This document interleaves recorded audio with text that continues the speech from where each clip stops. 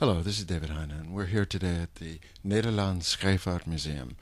And we're going to talk with Joost Schrogenboek about the new exhibit, Rich Cargo's Dutch Prosperity, which just recently opened. It's the second part of a two-part exhibit. The first part now has gone to Groningen. And, first of all, Joost, I would like to ask you about the museum itself, the Scheepvaart Museum. Could you please tell us a little of the history of the building? Yes, originally the building was built in 1656 during a period of 9 months, which is quite amazing when you realize that this huge yellow brick building quite close to Central Station was built in such a short period of time.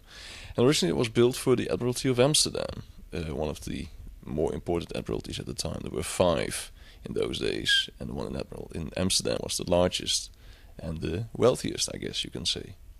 So originally the building was built as an arsenal where all the commodities and goods that you need to equip a man of war were located. So think of rope and tar and cannonballs and guns and cannons and all that, and it was all installed in this building.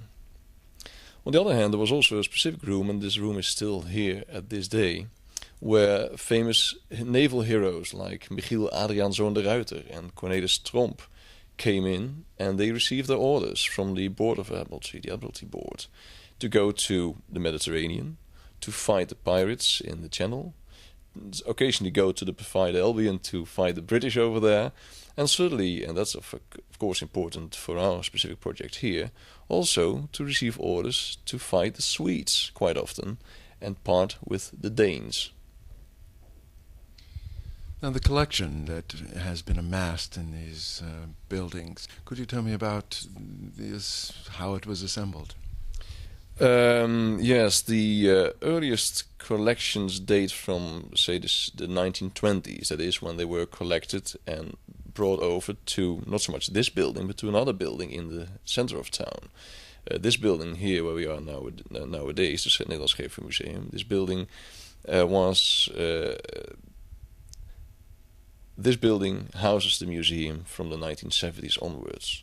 And before that time, we were housed in a smaller building in the center of town.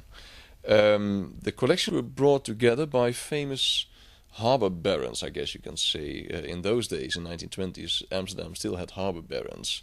Nowadays, you might think that they all moved to Rotterdam and get money and get wealthy over there. But in the 1920s, they were here, and they had huge collections of globes and charts and maps and paintings and ship models especially too. So all these people came together in 1922 and thought to themselves and to each other, well, we have all these rich collections. There is a necessity to start a maritime museum, a national maritime museum, or certainly a maritime museum with a national outlook, so to speak. So why don't we bring all these collections together and start from there? So from the 1920s onwards until nowadays, this collection has been expanded gradually or very rapidly in certain years too. And the collection itself is made up of, as you say, models, but there's an enormous number of wonderful maritime paintings here. Is this all part of that effort to collect it? It certainly is. Some of our beautiful paintings have been acquired quite recently, but I guess you know as well as I do that specifically for large paintings, and especially also large paintings of high quality, you nowadays may have to pay a fortune. And we do not have a budget that makes it possible for us to acquire huge paintings of millions and millions of guilders. So the major part of our huge painting collection indeed was brought together in the 1920s, 30s and 40s, certainly the years before the Second World War. Then it was still possible to acquire paintings for, I guess, a reasonable sum, even to nowadays standards. You also have a model of a boat out here in the harbor. Could you describe that and how that came about? Yes, you of course mean the reconstruction of the Amsterdam, the VOC ship, the Dutch East Indiaman Amsterdam. That the original one was built in 1748, in 3 or 4 months' time, it was an absolute record here in the Netherlands, quite close by actually, just a few hundred meters away from where we are nowadays and today. This ship was built, but unfortunately, on its maiden voyage in January 1749, it ran aground quite close to Hastings in a storm, in a heavy storm, and eventually got shipwrecked. And the wreck is still there. And at low tide, you can see the ship coming up to the surface, so to speak. And that was an important thing. Of course, it was a dramatic thing in those days, but an important thing nowadays for our geologists and also for historians to see this ship coming up and giving us information, providing information on how it was built, how many people were there on board, what did it look like, what kind of wood was used, all those magnificent and very important details that were given to us. Several years ago, in the beginning of the 1980s, people combined all this information and thought to themselves, well, wouldn't it be wonderful to try to rebuild this Amsterdam? And the result is here nowadays. You can still see it. So it's a reconstruction of an 18th century Dutch East Indiaman, as opposed to the Batavia, which is a reconstruction of a 17th century Dutch East Indiaman. And people will certainly see the huge differences between the two. Now, from time to time, the museum here has special shows. You have several right now that are on. Would you describe the particular one we're talking about, the Baltic Trade Show, and how that came about? Yes, I certainly would like to do that, because I think this is also a good opportunity to indicate that one of the reasons why we decided to focus on the Netherlands and the Baltic trade is that too many people, in our beliefs, do still think that the Dutch East India Company stood at the cradle of the Golden Age in the Netherlands.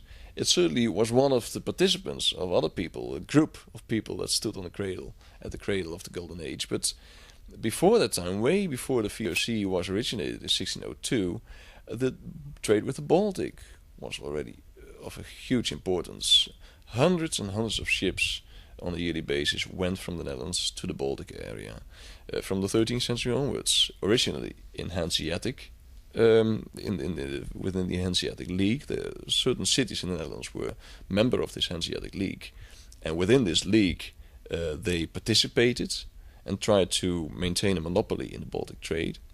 Eventually, during the 16th century especially, the demand for the commodities that came from the Baltic to Europe was so huge, especially the demand for grain, especially the demand for grain from the Mediterranean area, from Italy and Spain, was so huge that the Hanseatic League did not maintain its monopoly. It wasn't possible for the Hanseatic League to provide the ships, to provide the storage area, so to speak, to provide all this grain that people needed. And at that specific moment, say in the middle of the 16th century, around 1550, Hollanders, people from the province of Holland, jumped in and thought, okay, well, this is our chance. We have to beat this Hanseatic League. And we send the ships and we make sure that people in the Mediterranean area will get their grain. Of course, not for nothing. They have to pay for it quite heavily. And did they have special kinds of ships that they did this in? During the 16th century, the Hollanders still used the same kind of ships as the Hanseatic partners or cities did. From the 1595 or around 1600 onwards, the so-called fluit or fluitschip was developed, which I think is quite an interesting symbol of Dutch pragmatism and opportunism. When skippers traveled from the Netherlands to the Baltic area, they had to go through the Øresund, the Sound, the small sea lane the tiny sea lane between Sweden and Denmark. At the entrance of the sea lane, or if you will, at the exit of the sea lane, depending on from what side you leave the Baltic or enter the Baltic, there's the castle of Kronborg. And in Kronborg, people had to pay taxes to be able to pass the Øresund on their way to the Baltic area. This tax was based, among other things, on the width of the upper deck of a ship. So that explains why the fluitschip that came into being in those days has this very narrow, compared to its hull, very narrow upper deck and a huge bulgy and bulky outlook under the water area. So if you could compare it, to a pear, I guess, a pear-shaped ship that was used. And that's one of the explanations why they used these kind of ships. And of course the taxes were low, but they were able to put in a lot of products, commodities, and ship them from the Baltic to other parts of Europe.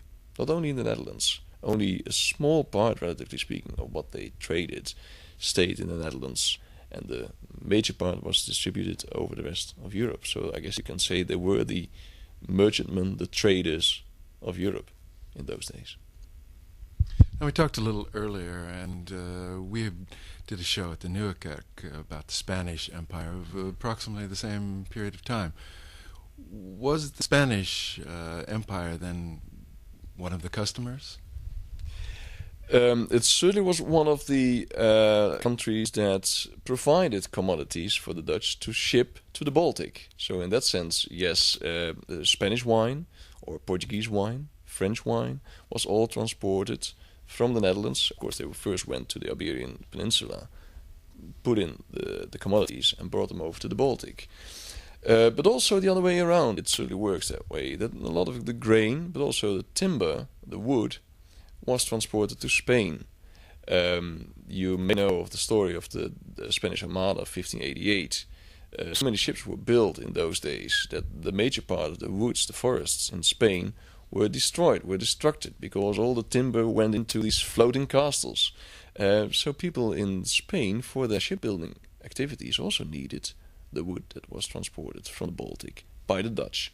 So I guess in a sense you can say that the Dutch may have contributed to prolonging the 80 Years' War, the Dutch Revolt, by providing the wood so the Spanish could build the ships to fight the Dutch.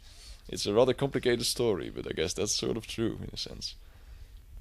Now, in this exhibit that you have now mounted here, what are the component parts and what are you explaining to the public? The major theme that we try to put forward is that indeed the Dutch trade with the Baltic has been of such huge importance. Why? Because so many ships, so many people were involved in this trade for so many years, for hundreds and hundreds of years, for centuries. And why do we think did this hardly get any attention, certainly as far as exhibits is concerned? Because it's a trade in crude material. It's grain, it's timber, it's tar, it's saltpeter, it's stockfish, dried fish. It's not very exotic, is it? When you talk about the Dutch East India Company, you think about the porcelain or the tea or the spices or the beautiful textiles. It's gold, silver. It's a completely different story. It's exotic. It's beautiful. So that's why we try to put forward in our exhibit the magnificent, encompassing importance of the Baltic trade, the commodities that were transported, the people that were involved, the ships that were involved, but also not so much what we also try to do in our exhibit is not only focus on the trade, also on warfare. You can't carry on trade without protection. And who protected the merchantmen? The men of war. Many of the naval heroes that received their orders in this building were involved in protecting this trade with the Baltic. And occasionally you find in sources 150 or 200 ships waiting on the roadstead of Texel to be convoyed, to be protected and have escort to the Baltic area, which is an amazing figure. 200 ships, 10, 15, maybe 20 people on board each ship, 4,000 people waiting to be transported there and start the trade. So you have Mars, the god of war, you have Mercury, the god of the merchandise, of trade, but in their wake came the muses, the culture. Think about the Dutch architects that went over to Danzig and to other places and certainly shaped the towns according to their ideas and views. Think about the painters and engravers that came over from Denmark to our country, but also went from the Netherlands to the Baltic area. So there certainly is a cultural influence on both sides. So that's what we try to focus on in our exhibit too. And last but not least, the souvenirs that were brought back by Dutch sailors from the Baltic area, which I guess in a sense is also some sort of a cultural phenomenon, but say then culture with a small c instead of a big C. And what exactly would they bring back? These Dutch sailors would specifically bring back what was very popular in those days was the so-called Riga hout, Riga wood, which merely refers to the way this wood was decorated with gold and beautiful dark red symbols.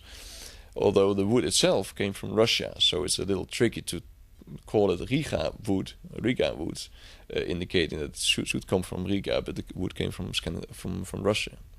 So that was quite popular. All baskets and vases, tobacco boxes, all decorated with all these different symbols. A specific kind of souvenir, I guess you can call it, is the so-called Baltic spoon. During specifically the 19th century, skippers from Groningen and Friesland who took over the hegemony, the supremacy from the Hollanders in those days, they traded with all kind of agents in Koningsberg, so nowadays called Kaliningrad, Danzig, nowadays of course Gdansk, and other places in the Baltic area. And once the negotiations had stopped and a deal was done, these skippers would receive a so-called Baltic spoon, a silver spoon indicating with the year, with the name of the agent and the place that the deal was done. This was a souvenir that they did not have to pay for themselves. I guess the owner of the ship did it in a sense. But it was a wonderful souvenir for these people to realize, 10 years ago I did business with these and these people. Let's try to call them again and see what kind of business we could do. So, speaking of the crew and on these Flauten ships, what was a typical trip like for this group, and how often did they go in a year?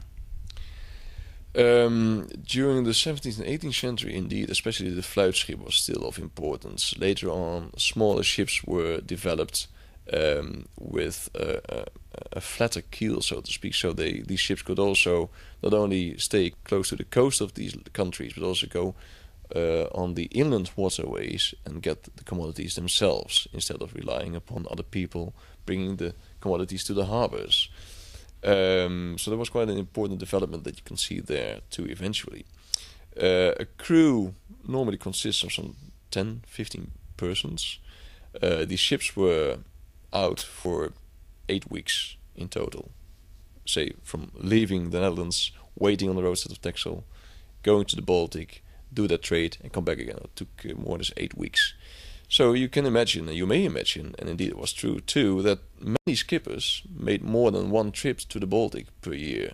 There were skippers that made 3 or 4 trips to the Baltic. So when you look at the numbers of passages through the Øresund, I guess you still have to sort of divide this number by 3 or by 2, because these numbers are consist of outward-going voyages, homeward-going voyages, and also they indicate that some skippers were 2 or 3 times per year on their way to the Baltic. Nevertheless, when you look at the figures, you can say that, for instance, for the period that you just referred to, the period 1580, 1640, 1580, 1680, around that time, some 60% of all the ships going through the Sund were Dutch, had the Dutch flag, and you talk about some 3,000 to 3,500 passages. So still, say, 800 to 1,000 ships being involved in this trade. It was quite an interesting thing to find in archives a certain letter written by a sailor in the middle of the 19th century, so a little later, more recent. A certain person called Gerrit Bakker was a young lad who went to the Baltic and was mustered on one of the ships. He arrived in Riga eventually, and he thought to himself, well, after all these days, my parents are missing me awfully, why don't I buy a few souvenirs for them? He spent his money, but he spent his money in such a way that he didn't have any money left. And in order to get the souvenirs back, he had to get on board another ship to be able to pay for the souvenirs and get back home. And as we know from archival sources, he never made it home on the second voyage. The ship was shipwrecked and he drowned. So all we have is correspondence from him to his parents, indicating, well, now I'm here, I'm buying these souvenirs, I spend my money, but oh my God, I have to get on board the second ship to be able to get home. So it's a very dramatic kind of story, and it's difficult to estimate how many sailors will have a similar fate as Gerrit Bakker had, but it's quite likely that this quite often happened, actually. So Joost, how long will this show that you have be playing here, and what time can the people come and see it? The show, the Rich Cargo's Dutch Prosperity, will be in the Nederlands Scheepvaartmuseum until the 10th of May, so up to and including the 9th of May. And we are open 7 days a week. Occasionally we are closed on Monday, but then we are 6 days a week we are open. So people will have all the opportunity in the world, I think, to come and visit the museum, and we are very happy to welcome them here. Well, thank you very much for telling us about this exhibit. My pleasure.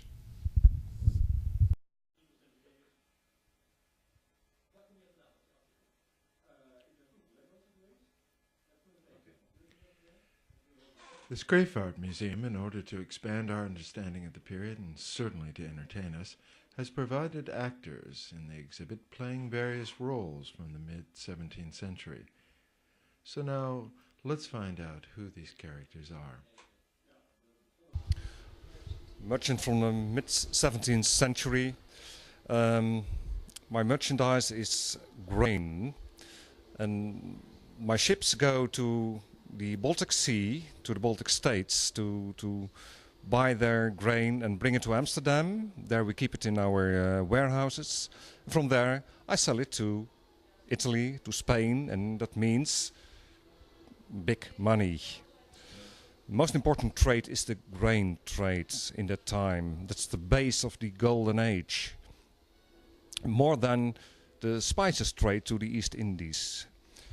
That's my character. I'm accompanied by my wife, Cornelia Anna Gijssen, geboren in Kouwenhoven. And I give it over to her. Thank you very much, dear. Yes. I'm Cornelia Anna Gijssen, as my husband said. I'm a merchant's wife. And, well, I might say I cannot complain. Huh? Well, my husband does all the work, but we have 2 houses, one in Amsterdam at the canal, and one near a river called the Vecht. I like lots of souvenirs, like Riga hout, which comes from, actually it comes from Russia, but we like to call it Riga hout because the merchandising is in Riga.